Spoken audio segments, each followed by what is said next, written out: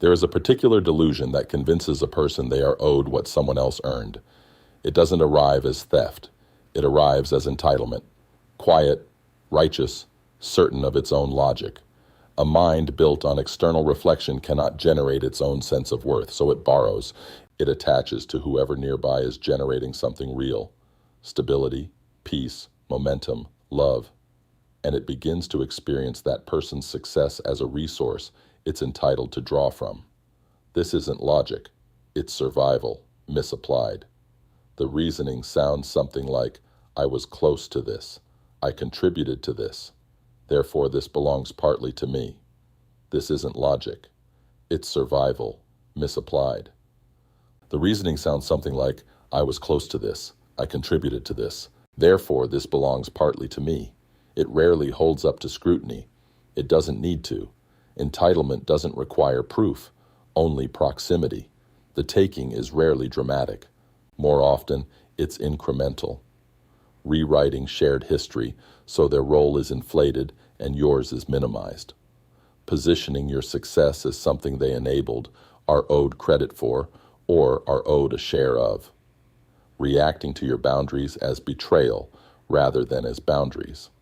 Treating your peace as something to be managed, tested, or reclaimed rather than respected. None of this needs to be met with outrage.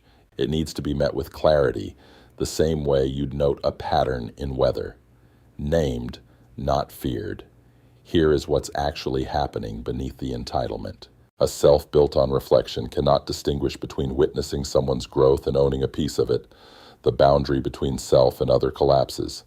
Your abundance registers internally as an extension of their own, so withholding it feels to them like being robbed of something that was always theirs. This is delusion, not malice in the way they'd frame it to themselves. But delusion still causes real damage, and understanding its mechanism doesn't obligate you to accommodate it.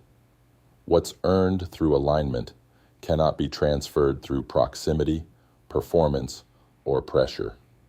It was never a possession that could change hands. It was a byproduct of a frequency they didn't generate and can't replicate by standing close to you. This is why every attempt to claim it eventually collapses under its own logic.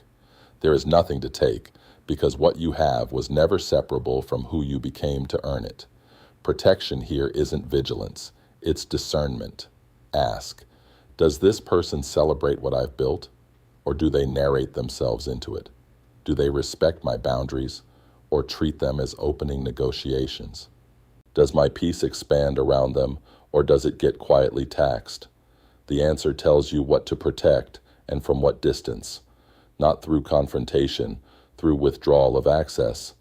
What isn't fed starves. What isn't given proximity cannot draw from you. What's yours was never available for the taking.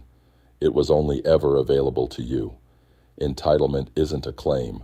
It's a delusion dressed up as ownership. Comment restored. If you've had to protect something real from someone who believed they were owed it, be sure to like, comment, and follow your tribe of alchemists.